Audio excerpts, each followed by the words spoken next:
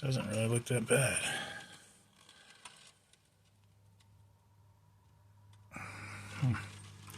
I'm missing teeth on the belt.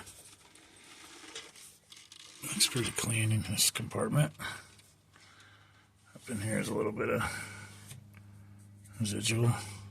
Looks like a little bit of water came over, probably hit a mud hole pretty hard. For the most part, this thing's